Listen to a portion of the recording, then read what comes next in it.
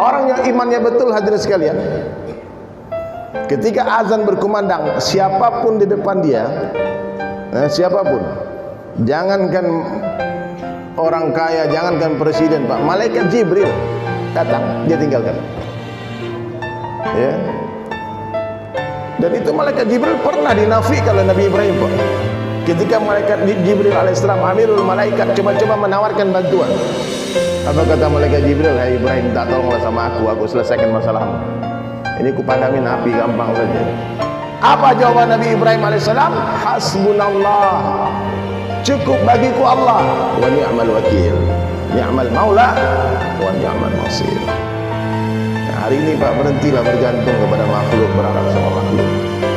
Kita berdagang saja. Tidak ada hubungannya rezeki dengan perdagangan, Pak. Tidak ada hubungannya rezeki dengan perdagangan. Kalau ada hubungannya, tentu yang berdagang kaya semua, Pak. Ya, berapa banyak orang berdagang siang dan malam, Pak, utangnya tambah banyak. Bahkan ada yang berujung di penjara, ada yang berujung digebukin orang, Pak. Ya. Coba lihat berapa banyak orang tidak berdagang, hadirin mulia, bahkan tak bekerja sama sekali. Allah kasih rezeki. Ya. Loh, mana ada daerah ente ngarang aja. Gampang, nggak percaya, coba pergi ke LP sana, Pak. Saya sering dakwah di penjara. Itu saya tanya, ente kerja apa, Bang? Pengangguran 100%, Bang. Ada duit nggak? Ada, Bang. Ya. Makan juga. Nah, jadi hadirin sekalian, kalau kita ingin melihat sejarah bagaimana Allah memberi rezeki, memberikan pengalaman iman kepada para sahabat, kepada para nabi, oh takjub kita. Dulu Bani Israel itu, Pak, dikarantin selama 40 tahun. Di mana? Di lembah Tin. 40 tahun, kita berdua tuh berarti orang gila, Pak. 40 tahun tidak bisa berdagang, tidak bisa ke sawah, tidak bisa ke ladang, tidak bisa kemana-mana, bahkan tidak bisa menjahit baju. Semua pabrik-pabrik pakaian tutup waktu itu, nggak ada satupun. Mereka dikarantin di lembah Tin 40 tahun. Apa yang mereka lakukan? Istighfar, sujud, berzikir, salat. Hanya itu yang mereka lakukan. Apa yang Allah berikan kepada mereka? Makanan dari surga, mana dan salwa. Bahkan bayi-bayi mereka yang lahir, hadirin sekalian, tidak berbeda dengan kita, dengan pakaiannya. Bayi lahir itu pakai baju. Bacalah kitab-kitab, hadirin mulia. Dan baju itu seperti bajunya kerang keong itu, Pak, tambah besar bolongnya, tambah besar bajunya. Ya. Apa saja yang Allah kehendaki terjadi pasti akan terjadi. Apa saja yang Allah kehendaki tidak terjadi, tidak akan terjadi. La ilaha illallah. Wah, kurang semangat orang Tanah Abang nih. La ilaha illallah. Katakan la kecuali kepada Allah. Dapatkan Allah, dapat segala-galanya. Hilang Allah, hilang segala-galanya.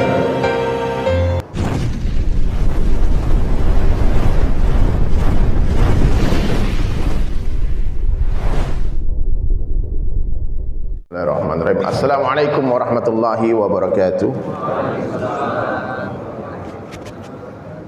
Innal hamdalillah nahmaduhu wa nasta'inuhu wa nastaghfiruh wa nu'minu bihi wa natawakkalu alayhi wa na'udzu billahi min shururi anfusina wa min sayyiati a'malina.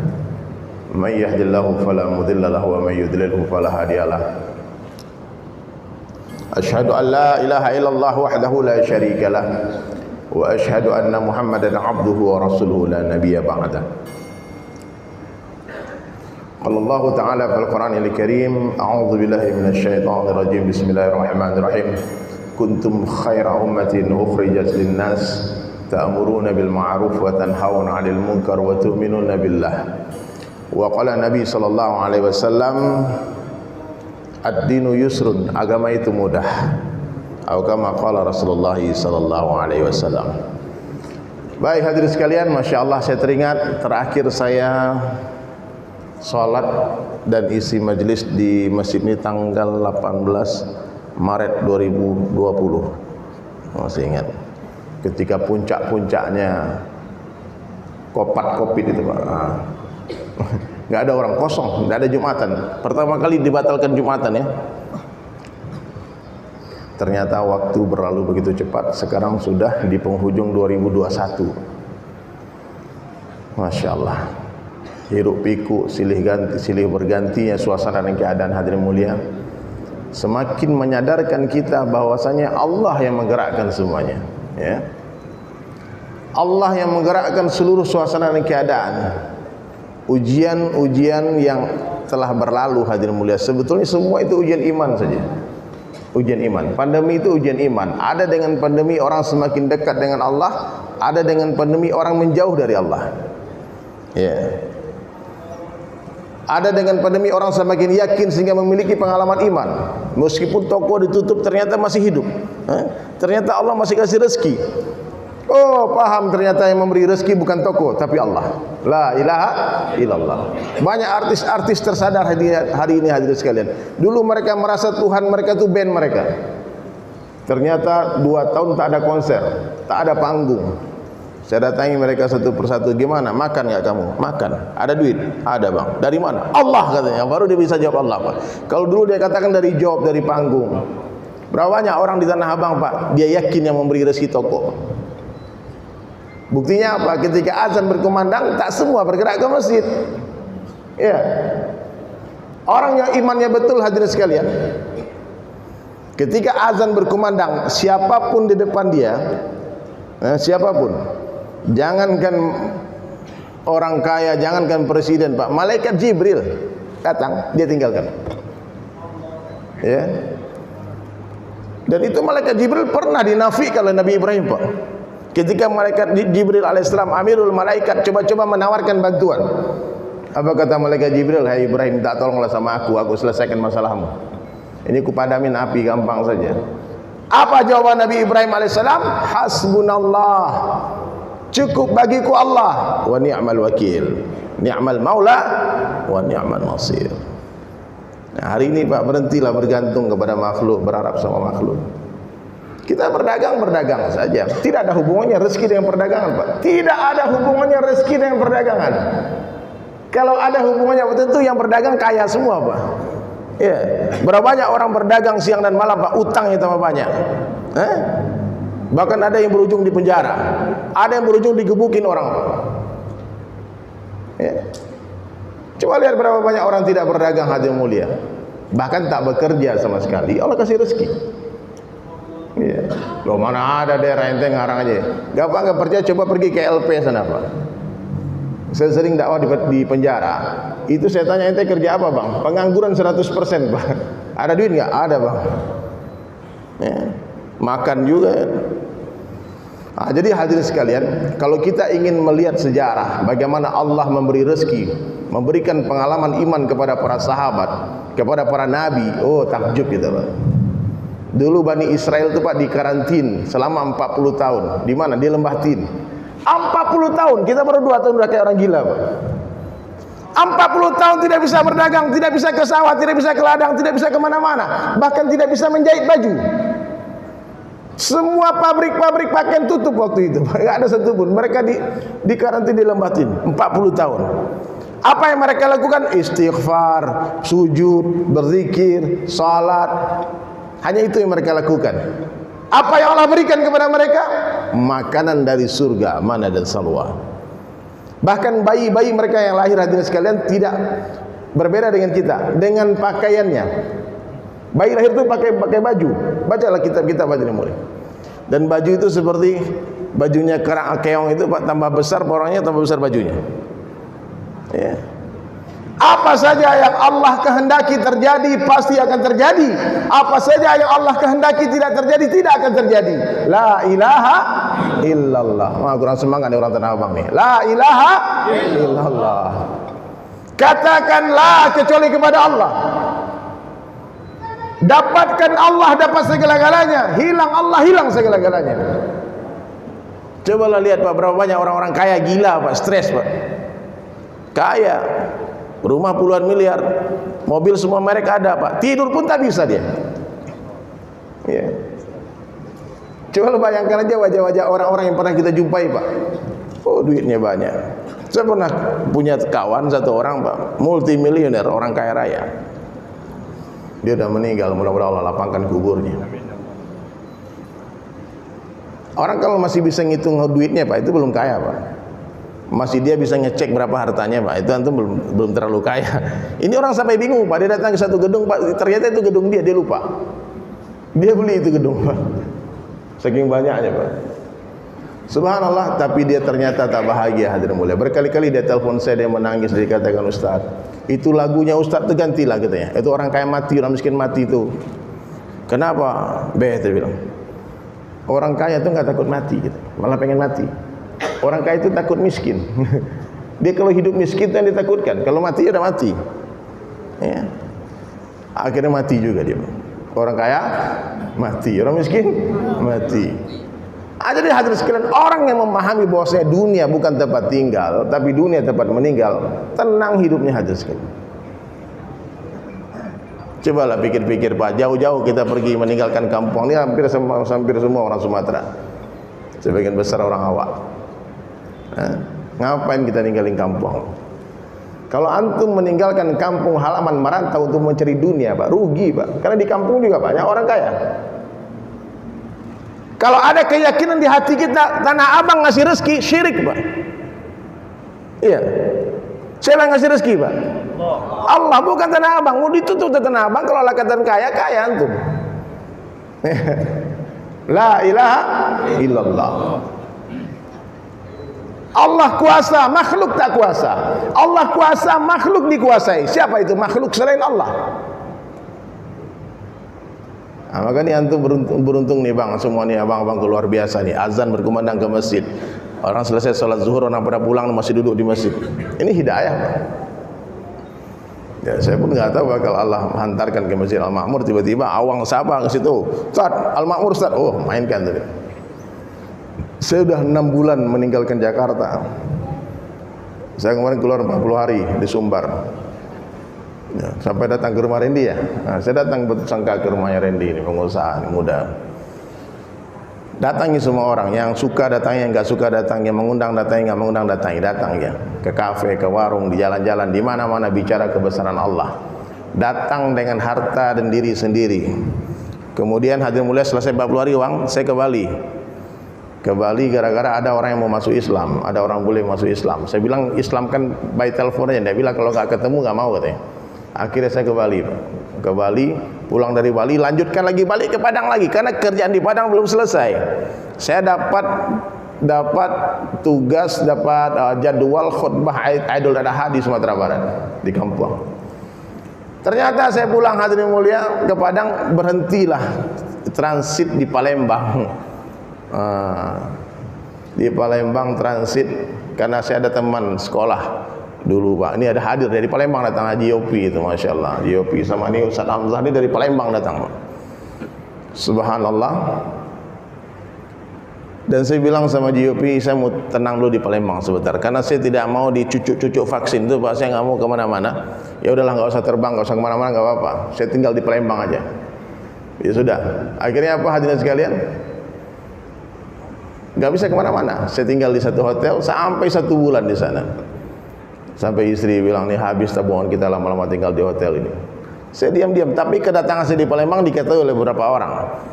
Nah, akhirnya ada juga yang mengundang untuk ceramah diam-diam, karena nggak boleh rame-rame Pak, PPKM darurat, pakai level-level kan. Akhirnya hadirin mulia, singkat cerita, saya sampai ke satu masjid di Palembang. Itu bukan di kampung awak Pak, di Palembang. Saya nggak tahu siapa yang punya masjid. Saya baru kenal juga dengan takmir masjid. Tapi saya lihat, kenapa masjid ini nggak selesai? Kenapa sholat kalian di basement masjid? Dia bilang, memang itulah, ini asbab pandemi. Donatur kami ada yang bangkrut, ada yang mundur, ada yang kemana nggak tahu. Jadi masjid udah 2 tahun seperti ini. Sudah ada kerangka masjidnya. Lalu saya singkat cerita, saya tanya, berapa emang pembangunan masjid ini diperlukan? Ini rumah Allah, jangan sampai terbengkalai Pak. Ini rumah antum sampai puluhan miliar, masjid 1 miliar nggak selesai. Gimana ceritanya?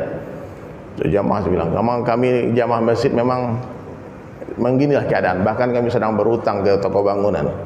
Ada orang kaya tapi nggak ke masjid Pak. Dan kata ketua masjid, kami tidak akan meminta-minta, nggak akan mengemis. Bahkan 300 meter dari masjid itu istana gubernur. Datang ke gubernur, saya bilang, kami tidak akan bikin proposal. Kami selesaikan semua perbuatan kami dengan amalan. Kalau ada perlu kami sholat saja, minta sama Allah. Termasuk dia bilang, ini ajibnya lagi saya takjub hadirin. Ternyata itu pengurus Masjid Baitur Rahman ketika tahu saya datang di Palembang, mereka mencari informasi di mana Dedi Sulaiman tinggal. Tidak ada yang tahu. Kemudian hadirin sekalian, dia coba juga DM, tapi saya nggak buka karena banyak ribuan DM yang masuk di Instagram. Akhirnya suatu hari saya ketemu satu orang jamaah masjid di satu masjid. Ini yang kita cari-cari. Mau nggak datang ke Masjid Baitur Rahman? Datanglah. Saya ketemu dengan teman lama saya, Pak Lukman, juga dari Palembang datang. Subhanallah, di sanalah saya mulai melihat, Pak, muncul kerisauan. Ini boleh Bapak tiru, Pak, ini Pak, benar dia, Pak. Kita harus meninggalkan jejak-jejak kebaikan sebanyak-banyaknya. Kalau bisa kita meninggalkan, memasukkan investasi akhirat di setiap masjid yang kita jumpai.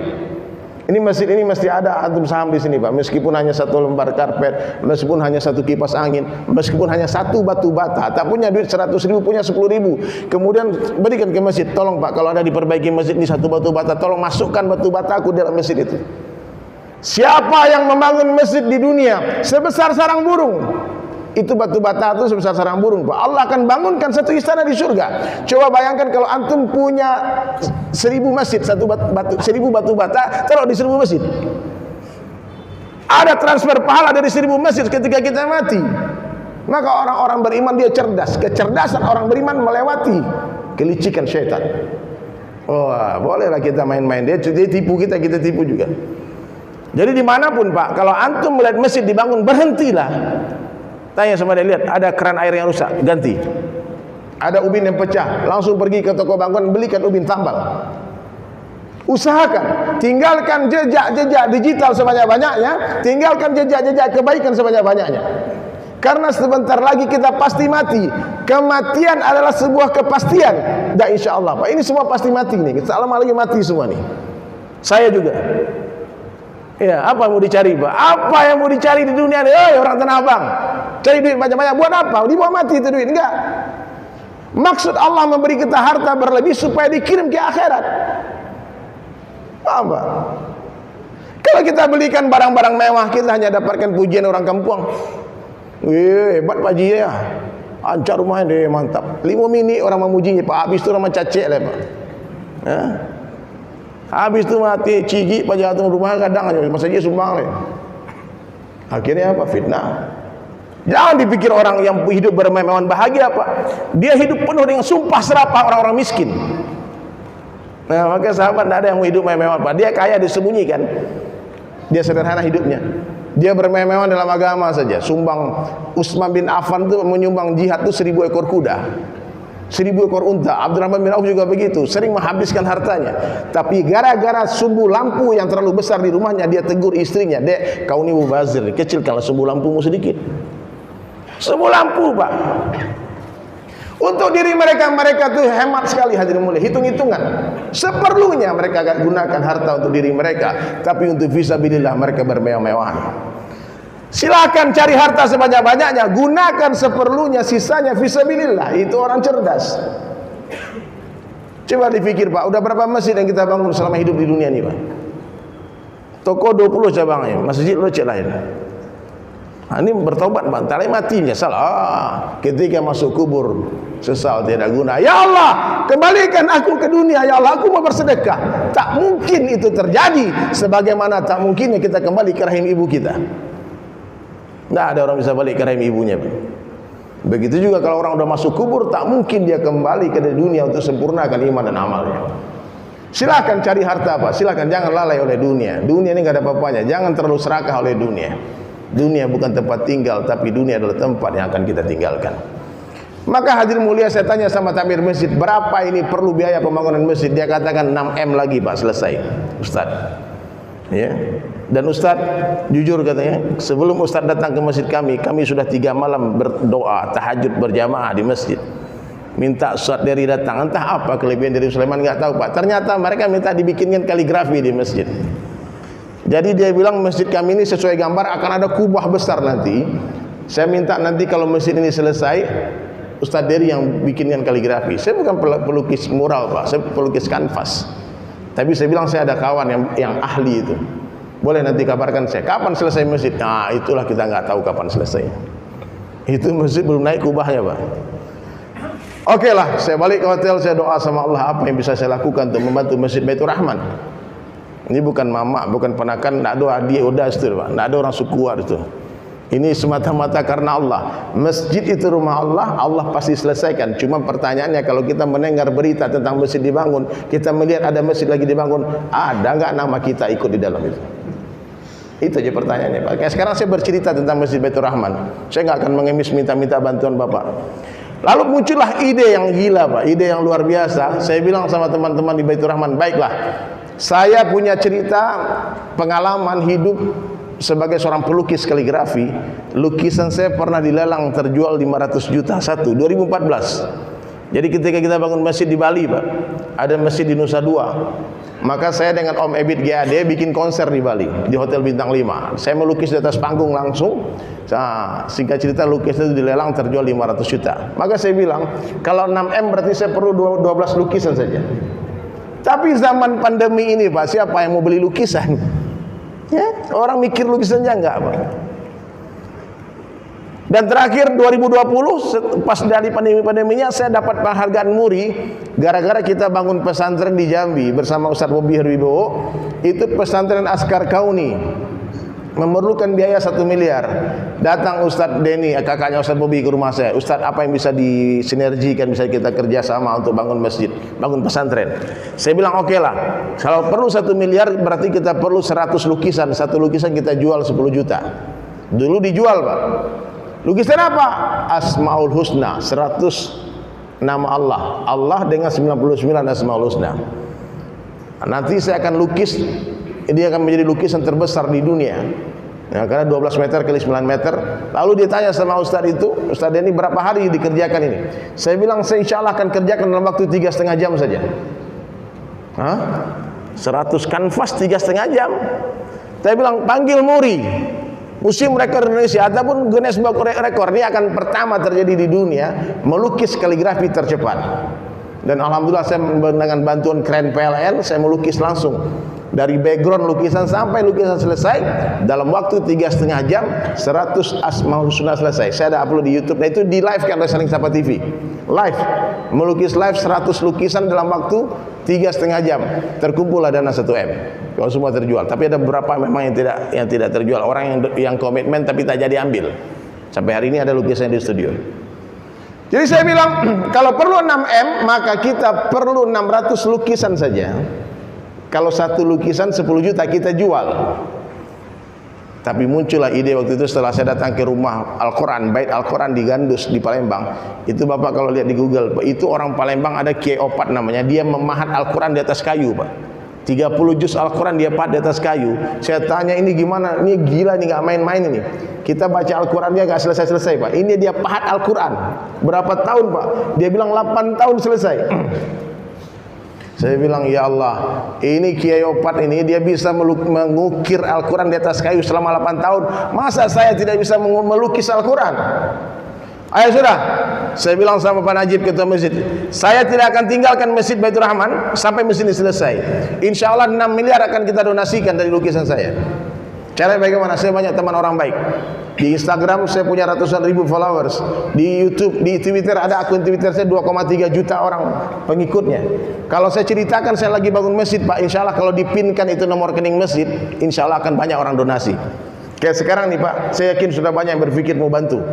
Berapa? Tidak apa-apa, 100 ribu, 100 ribu. Kalau mau 10 juta berarti nama antum akan abadi di Masjid Baitur Rahman. Saya akan tuliskan nama donaturnya di setiap halaman lukisan. 10 juta saja, kalau perlu 600 orang saja. Ya. Dan 6M itu kan anggaran di luar dengan keperluan-keperluan lain, Pak. Jangan dipikirkan 6M. Sekarang sudah terkumpul 200 berapa, Pak? 236. Hari ini 236. Tadi pagi saya live di Masjid An-Ni'mah Cibubur, dapat 7 halaman. Kemarin di MRBJ Bintaro, kemarin 11 halaman semuanya. Ada 3 masjid di Bintaro. Ya, saya pikir nih kalau di Tanah Abang ini bisa 100 halaman nih. Nah, mungkin satu orang, saya 10 halaman Bang, saya 5 halaman Bang. Tidak apa-apa, takbir. Ya. Kalau selesai ini Pak, saya nggak keliling-keliling lagi. Saya di rumah aja saya ngelukis aja lagi. Karena maksimal sudah dari Instagram kita dapat 200 halaman dari Instagram. Nah, sekarang kita mau pakai teori metode offline. Ini kan online, Pak. Ini Instagram orang nonton ini. Nah, kalau offline, alhamdulillah, insya Allah saya akan jumpai ini berapa orang. Ya, uang nih, gerak Tanah Abang. Bantulah 1 halaman Ustaz Dery itu. Transfernya bukan ke rekening saya, Pak, ke rekening Masjid Baitur Rahman, BSI. Tolong dicatat nih.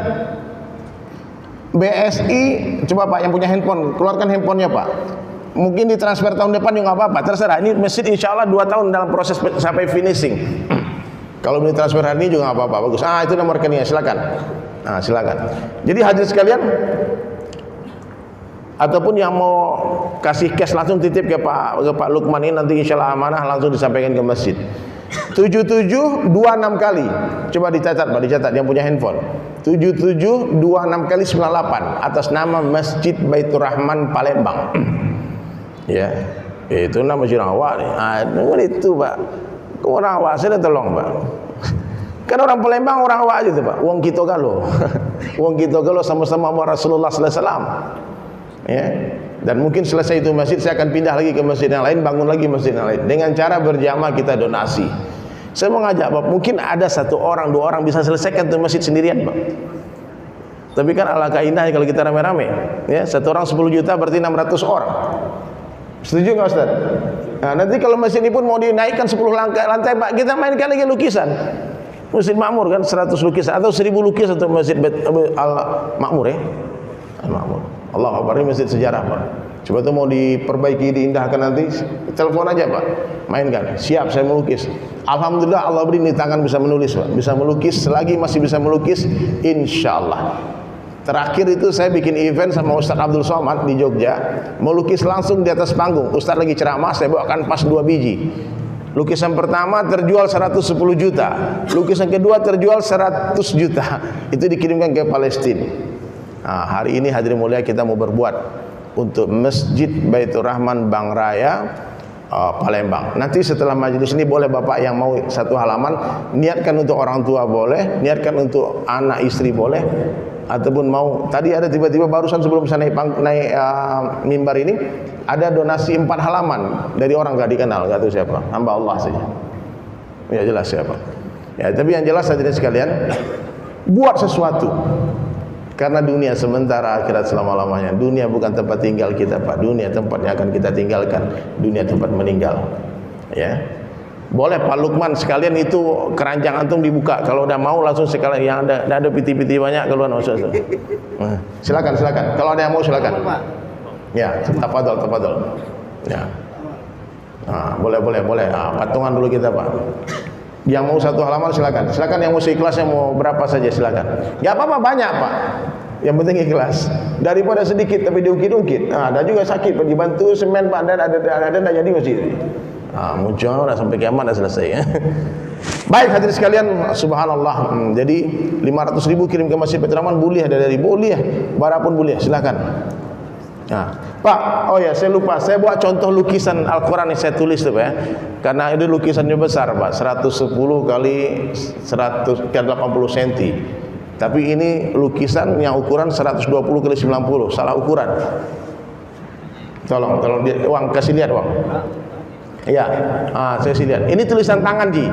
Nanti nama donatur akan kita abadikan di sebelah kiri, terus nama tangan saya di sebelah kanan. Ya. Nanti kalau orang datang ke Palembang, dia ziarah, dia mampir sholat di situ dan dia lihat ini nama kakekku di sini. Mungkin 20 tahun lagi. Ya. Silakan. Kasih lihat uang. Allahu Akbar. Takbir. Nah, ini pertama di dunia Pak. Pertama di dunia satu masjid dihias oleh 30 juz Al-Quran. Ini bukan di ruang sholat Pak Ustaz. Ruang sholatnya bersih, nggak ada lukisan. Ini khusus di lantai 4 masjid, nanti ada lift nanti. Jadi kalau antum pergi ke Palembang Pak, mampirlah ke masjid, kasih lihat tuh. Masjid Baitur Rahman. Sambil melihat lukisan, sambil ngafal lukisan. Jadi hari ini hadirin mulia sudah dipajang 2 juz Al-Quran di basement masjid itu. Soft launching. Dan insya Allah nanti kalau safari dakwah ini selesai, saya akan lanjut lagi melukis.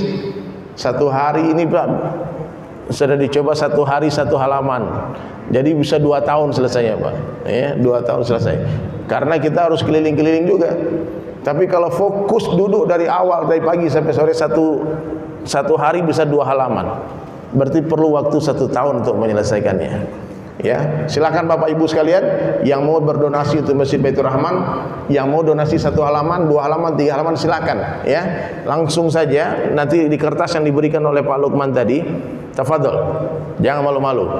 Baik, cukup dulu masalah lukisan, kita lanjutkan kajian. Saya simpulkan hadirin sekalian. Ya.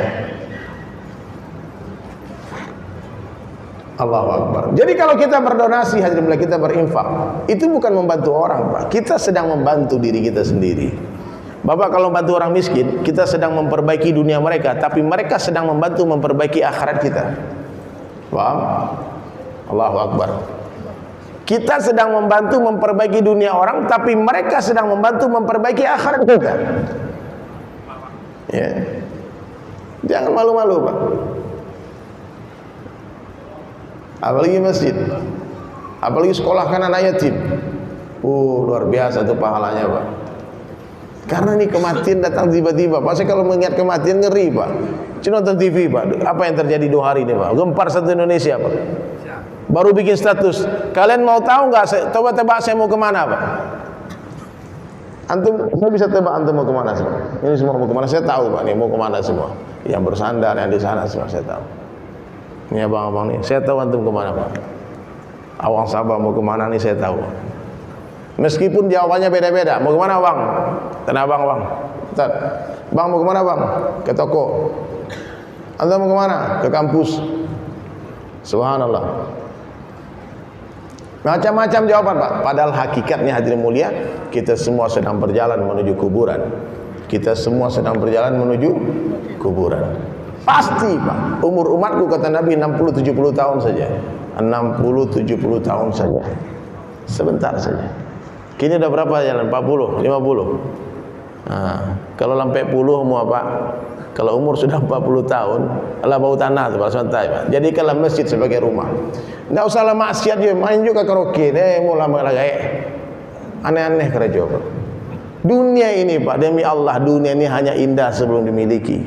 Pak, dunia ini hanya indah sebelum dimiliki. Kalaulah punya, besok-besok saya. Betul tak? Almarhum itu Vanessa Angel dengan suaminya bikin postingan berapa hari yang lalu.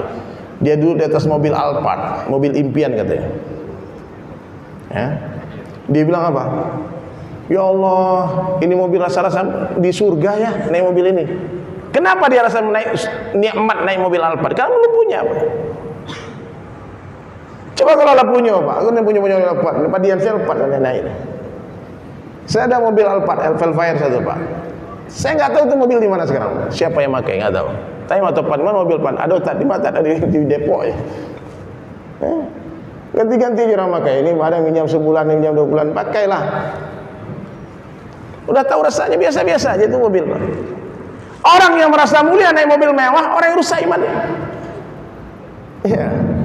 Kemuliaan manusia ini dalam ketakwaan. Siapa yang bertakwa dia mulia, siapa yang tidak bertakwa dia hina. Siapa yang bertakwa dia mulia, siapa yang tidak bertakwa dia hina. Titik. Ada orang miskin tinggal di kampung, di pedalaman, tak cantik, tak tampan, tak rupawan. Dia bicara tak ada yang dengarkan dia. Dia bagi usulan orang ketawakan dia. Dia pinang anak orang, diusir dari rumah-rumah orang. Tak ada yang menerima dia jadi menantu. Tapi di hati dia ada ketakwaan kepada Allah. Yakinilah orang semacam ini dia lebih mulia dalam pandangan Allah daripada seluruh raja-raja kafir, presiden-presiden kafir yang ada di seluruh dunia. Ya, Pak. Ini yang penting, ketakwaan itu yang kita bawa mati. Bukan dunia, Pak. Taruhlah sekarang, Bang, antum punya duit 100 M di rekening. Berapa? Cukup nggak 100 M, Pak? Tambah lagi sedikit, 200 lah, 200 M. Ada duit saldo 200 M. Banyak nak? Tahu-tahu mati, Pak. Kedipangan piti itu, Pak. Mau diapain duit itu? Maka sebelum kita mati, titipkan ke masjid. Tolong bawakan hartaku. Titipkan ke pesantren. Iya. Harta yang dimakan akan rusak, Pak. Sebentar ini ada orang.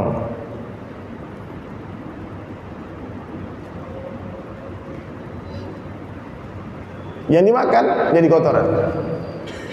Ya. Ini nggak main-main, Pak. Nggak bisa kita miliki dunia ini Pak. Masuk keluar lagi dia. Ya. Harta yang kita simpan jadi rebutan. Alun-karian kuburan nih Pak. Udah baca kak orang memperebutkan harta waris itu. Ya. Apa harta kita yang sesungguhnya? Yang sudah kita infakkan di jalan Allah. Maka hadirin sekalian, jangan sampai angan-angan kita melewati batas umur kita. Jangan sampai angan-angan melewati batas umur. Banyak orang ingin ini, ingin itu, ingin begini, ingin begitu. Ingin bangun rumah, tahu-tahu dia mati sebelum rumahnya selesai. Banyak orang ingin beli mobil, tahu-tahu dia mati sebelum punya mobil. Betul nggak Bang? Maka orang yang paling cerdas kata Rasulullah SAW, siapa mereka? Adalah orang yang paling banyak zikrul maut, orang yang paling banyak mengingat mati dan mempersiapkan bekal matinya. Ya. Malaikat maut Bang 70 kali setiap hari menatap wajah kita. Every day and night, siang dan malam. Dia datang tiba-tiba. Tak punya perasaan untuk Israel. Kematian tak mencari orang tua, tak mencari orang sakit, tapi dia mencari siapa yang telah habis rezekinya dia makan. Memang membingungkan kematian ini Pak. Kadang ya, ada orang sehat rajin olahraga mati Pak. Ada yang sakit 20 tahun terbaring tempat tidur nggak mati-mati Pak, tapi ujungnya mati juga. Ada orang jatuh dari gedung tinggi Pak di Australia. Ini kisah nyata Pak. Dia jatuh apa bunuh diri nggak tahu. Yang jelas dia jatuh dari gedung tinggi. Mesti kan mati Pak. Tahu-tahu di bawah dia ketimpa orang lagi jogging Pak. Lagi senam pagi. Yang jogging mati Pak. Yang mau sehat mati, yang mau mati nggak mati. Ya. 2 tahun terakhir ini orang takut mati. Sampai sholat pun jarak-jarak. Satu dunia orang takut mati. Karena lemahnya iman Pak, patuh sama orang kafir. Mestinya kan agama yang mengatur dunia Pak. Karena lemahnya iman umat Islam, dunia yang mengatur agama. Orang kafir yang mengatur agama. Kan bodoh kita Pak. Tapi itulah keadaan kita Pak. Mestinya sunnah Nabi kita jadikan obat. Ini sunnah ditinggalkan. Ya. Ini fitnah akhir zaman. Sebentar lagi tanyalah kajian-kajian Ustaz akhir zaman. Uzma, tanya sama Uzma, apa yang terjadi dia? Ini Pak ibarat lagu. Dajjal itu kayak lagu entertainment Pak. Dajjal itu. Tuh Metallica. Yang terjadi pandemi corona ini baru teng kan teng kan gitu kan. Ini baru satu tengnya Pak. Teng ini ngeri ya Pak. Gimana kalau udah mulai refnya Pak? Horor kejadian dunia ini Pak, bisa murtad semua kita Pak. Bahaya. Maka hadirin sekalian, tingkatkan iman, jaga iman dengan cara apa? Istiqomah dalam dakwah, berjamaahlah. Manusia ini punya musuh 2, satu dari dalam diri, satu di luar diri. Ya, dari dalam diri kita nafsu kita. Ini bahaya Pak. Nafsu ini kuat tapi bodoh. Di luar diri kita iblis laknatullah alaih dan para pengikutnya. Siapa pengikut iblis? Syaitan, minal jinnati wan nas. Jadi syaitan ini ada yang enggak nampak dari kalangan jin, ada yang nampak Pak. Pandainya mengecek Pak. Ayolah Bang, main ke Bang. Awak bagian Bang. Ya, itu setan tuh Pak. Aman masih sekali sudah itu tobat Bang, tobat Bang. Oh jamin Bang, aman Bang. Itu setan tuh Pak. Ini namanya bagian orang Bang. Ya. Minal jinnati wan nas. Tapi sebahaya-bahayanya godaan dari luar diri Pak, tetap lebih bahaya yang di dalam diri. Ingat dengar baik-baik nih. 1 ekor ular di dalam rumah itu jauh lebih berbahaya daripada 1000 ekor ular di luar rumah. Nafsu ni babayo Pak. Amakonya yang melebujang-bujang menikah. Jomblo-jomblo Pak. Laki-laki jangan jadi seorang Pak bayo. Minta maaf Pak. Nabi Adam di surga Pak. Di surga Nabi Adam sendirian galau. Ini tinggal tanah abang seorang Pak. Senang-tenang saya tiba itu. Insyaallah ya. Aku nak menyindir dia saya, aku mohon maaf Pak. Cepatlah menikah. Insyaallah Pak ya. Aku dan berjamaah. Luangkan waktu untuk dakwah Pak. Luangkan waktu untuk masjid. Minimal 10% untuk masjid. Kalau 2,5 jam, kalau 24 jam satu hari 2,5 jam di masjid. Kalau 30 hari setiap bulan hadirin mulia 3 hari di masjid. Kan lebih bisa tuh Pak. Bisa insyaallah ya. 27 hari cari duit, 3 hari di masjid ngabisin duit. Ya, dakwah ini bukan nyari duit, Pak. Dakwah itu ngabisin duit. Insyaallah ya. Setiap tahun jangan tinggalkan 40 hari di masjid. Berpindah-pindah dari masjid ke ini, dunia ke dunia, dunia ke dunia. Diajak keluar banyak alasan. Ayo bang keluar pak. Mari sibuk bang, toko berbuka bang. Ha? Sibuk bang, kau ini bang, anak kau sekolah bang. Macam-macam alasannya pak. Nanti masuk kubur. Pas dalam kubur minta keluar. Apa kata malaikat? Wah, ang di dunia tidak mau. Disuruh keluar, tidak mau keluar. Inilah masuk kubur minta keluar. Maka hadirin mulia, mumpung kita masih di atas tanah, buru-burulah keluar. Karena sebentar lagi tanah di atas kita. Sekarang kita di atas tanah, tak lama lagi tanah di atas kita. Sesekali berziarahlah ke pemakaman, tidak jauh dari sini pak. Ribuan makam kuburan di sana pak. Lihat di sana, tidak sama panjang kuburan. Maknanya semua orang bisa mati tiba-tiba. Semua orang bisa mati tiba-tiba. Ya, buatlah persiapan. Sekarang kalau ada niat berbuat baik dalam hati terbesit pak, jangan tunggu nanti keburu mati. Jangan tunggu kapan-kapan nanti keburu dikafani, kain kafan tak berkantong. Saya alhamdulillah pak sudah siapkan semua persiapan zahir dan batin, bukan sok-sokan tidak. Tapi saya cuma berpikir kalau nanti mati biar nggak ngerepotin orang. Saya sudah amanah ke istri, sorban ini jadikan kain kafan. Semua sorban yang sedang pakai simpan. Dan itu pernah diminta oleh Ibunda Khadijah, sorbannya Rasulullah, untuk dijadikan kain kafannya. Bahkan sekarang saya sudah siapkan itu koper pak. Saya beli, ada orang jual tuh kafan ID itu, ada orang jual ini. Di sana ada kain kafannya, ada tikarnya, ada serbuk bidaranya, ada kapeh untuk orang hidung, komplit seluruhnya pak. Ada 30 jenis alatnya, ada sabunnya, ada tangan. Pokoknya perlengkapan kematian, perlengkapan menuju surga. Siapkanlah pak. Lalu kalau balik kain kafan, balik lagi nih.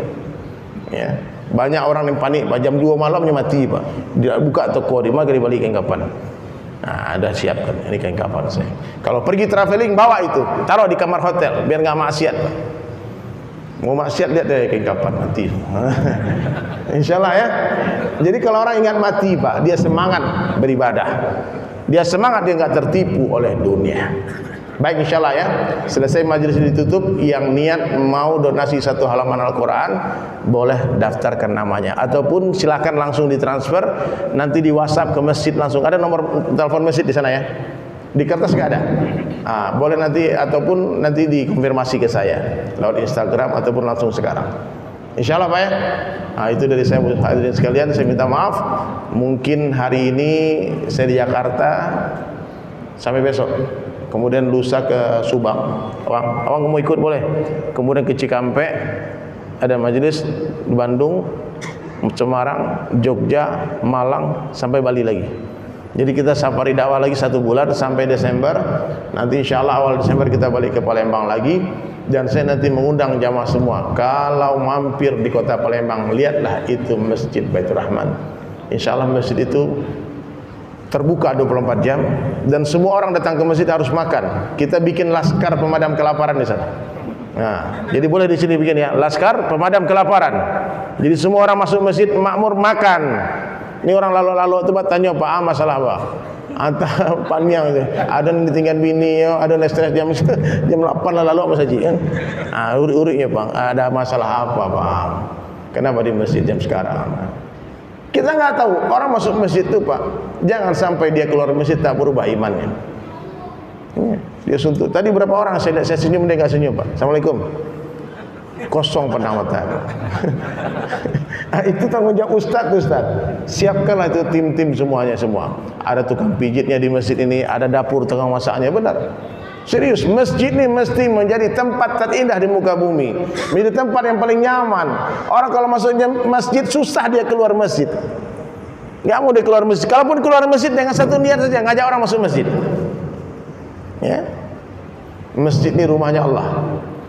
Ya, rumahnya Rasulullah dan rumahnya orang-orang bertakwa.